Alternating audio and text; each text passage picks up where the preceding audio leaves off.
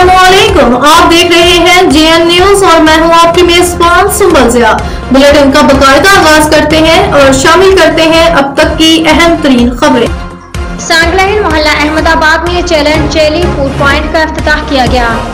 दाइम अली सुल्तानी ने तिलावत कुरान पाक से आगाज किया। डॉक्टर नवीद मजहर ने फूड पॉइंट का इफ्तिताह किया। इस मौके पर मियां असजद लतीफ ने कहा कि रिज़्क़ हलाल ऐन इबादत है, हलाल रोजी की तलाश जहाद है।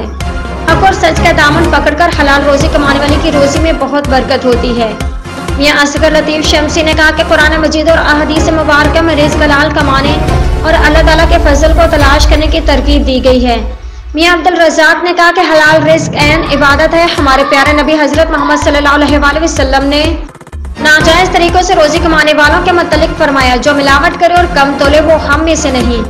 इस मौके पर मलिक माजिद अली, नवीद अख्तर कलेर, एजाज संधू, मलिक मोहम्मद शफीक, मियां खुरम शहजाद, मियां मुश्ताक अहमद, सईद अहमद जग्गी, सुहेल तारिक, कासिम अली और उनके अलावा कसीर तादाद में मोहल्लेदारों ने शिरकत की। मियां असजद लतीफ ने कहा कि मैं पूरी ईमानदारी और लगन से काम करूंगा।